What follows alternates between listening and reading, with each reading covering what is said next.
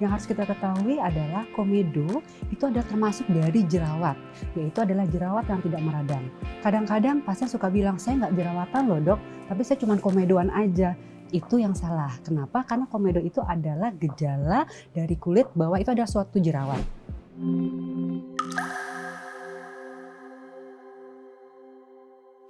Komedo itu adalah gejala dari jerawat yang tidak meradang. Kadang-kadang pasien bilang, saya nggak jerawatan loh dok, tapi ternyata dia mengeluhkan adalah adanya komedo. Nah, komedo sendiri terbentuk akibat adanya sumbatan di permukaan kulit dan juga adanya produksi minyak yang berlebihan. Pertama, menjaga pola makan. Yang kedua, mengatur pola hidup yang baik. Kita masuk ke pola makan ya. Yang pertama adalah yang harus dihindari adalah makanan yang mengandung tinggi lemak. Kemudian yang kedua, makanan mengandung tinggi gula. Dan yang ketiga adalah makanan yang mengandung sangat tinggi protein. Apa saja yang mengandung makanan yang mengandung tinggi lemak? Yang pertama adalah kuning telur. Pasti kuning telur itu jadi suatu kebiasaan makan kita sehari-hari di rumah. Tapi untuk yang putih telurnya masih boleh ya. Terus kemudian selain itu apa? Susu. Ada susu dari sapi juga yang full cream, kemudian juga susu almond yang biasanya kadang-kadang nggak apa-apa deh susu almond kan nggak terlalu berlemak. Itu juga bisa menyebabkan jerawat dan komedo ya. Kemudian kita masuk ke buah-buahan. Ternyata buah-buahan juga banyak yang mengandung lemak walaupun termasuk lemak yang tidak jenuh, artinya lemak yang sehat. Tapi untuk yang kulit berminyak yang mudah komedo, makanan-makanan yang mengandung lemak termasuk dari buah-buahan itu juga harus dihindari. Kenapa? Karena akan merangsang produksi minyak akan berlebih lagi sehingga mudah terjadi komedo. Kemudian yang kedua adalah makanan tinggi gula. Apa? Salah satunya madu. Madu sehat, madu baik, apalagi untuk tipe kulit yang kering karena dia akan bisa melembabkan, mengenyalkan. Tapi untuk tipe kulit yang berminyak yang mudah komedo, dia akan menyebabkan produksi minyak berlebih sehingga dapat menyebabkan komedo. Nah, kemudian apalagi yang bisa menyebabkan tinggi gula? Contohnya minuman.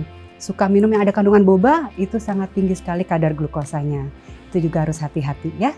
Yang ketiga adalah makanan yang sangat tinggi protein.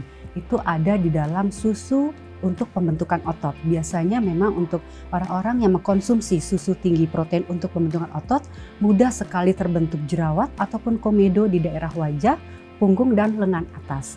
Nah, itu memang harus hati-hati. Kemudian juga ikan-ikanan yang banyak mengandung protein yang cukup tinggi. Ada juga yang mengandung omega 3. Kemudian ada lagi suplemen-suplemen yang harus hati-hati. Biasanya saat-saat seperti ini kita sering mengkonsumsi suplemen multivitamin. Hati-hati dengan ada kandungan vitamin E.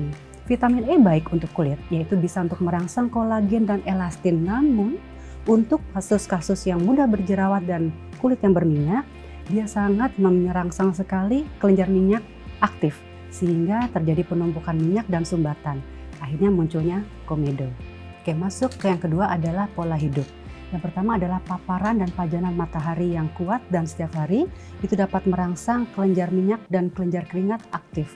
Sehingga kalau kelenjar minyak berlebih dapat menyebabkan komedo. Kemudian adalah tidur larut malam.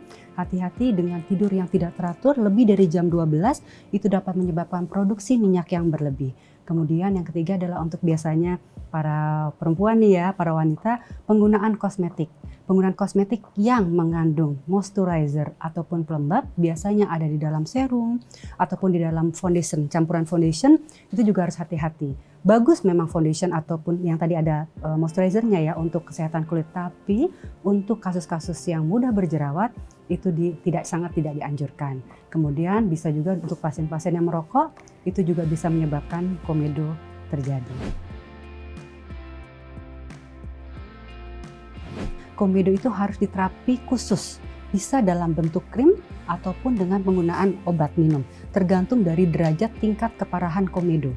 Jadi komedo tersendiri kan ada komedo yang berwarna putih dan ada komedo yang berwarna hitam.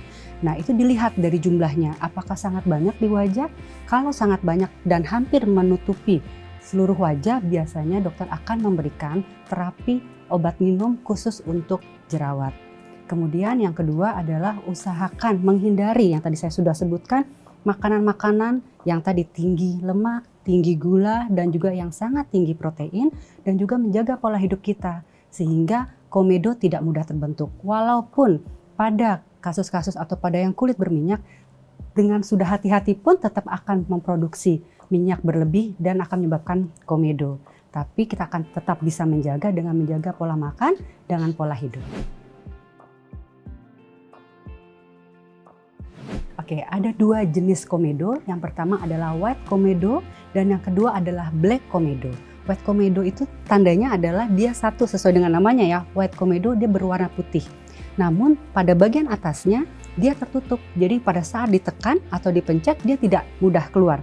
Jadi untuk mengeluarkannya harus khusus kita menggunakan jarum kecil, kemudian dipencet baru akan keluar. Nah untuk black komedo biasanya kita temukan adalah di daerah hidung dan kemudian juga di daerah pipi. Tanda klinisnya ada titik hitam di atas pori-pori dan pada saat ditekan itu akan mengeluarkan seperti nasi ya, tapi ada kepalanya warna hitam seperti itu. Untuk mengeluarkan atau menterapi komedo, selain obat-obatan yang memang harus dipakai dan dioleskan ataupun diminum, memang komedo untuk sembuh harus dikeluarkan. Namun cara pengeluaran komedo itu juga harus hati-hati. Kadang-kala memang tangan suka gatel ya, suka mengeluarkan aja itu komedo.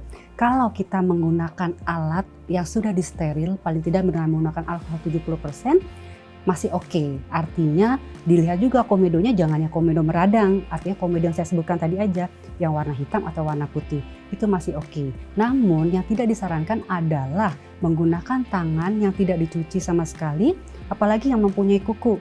Langsung main memencet aja, nah itu yang nggak disarankan. Kenapa? Satu, akan terjadi perobekan pada kulit, sehingga ada lubang untuk masuknya bakteri. Bukan komedo yang hilang, tapi akan menjadi jerawat yang meradang. Nah itu harus hati-hati. Kemudian penggunaan perekat atau plester untuk angkat komedo. Sebetulnya itu tidak masalah. Artinya dilakukan tidak apa-apa. Nah asalkan yang pertama pasien tersebut tidak ada alergi terhadap perekat. Nah kalau sampai terjadi alergi, komedo bisa terangkat namun gejala yang lahirnya akan muncul yaitu adanya iritasi akibat plester tadi. Disarankan untuk pengangkatan komedo dilakukan oleh ahlinya dengan menggunakan alat yang steril dan sudah terlatih, sehingga tidak menyebabkan efek samping setelahnya yaitu infeksi dan juga robeknya permukaan kulit. Sekian pembahasan tentang komedo. Saya Dr. Atika Kusumadewi, spesialis kulit dan kelamin. Sampai jumpa di konten berikutnya.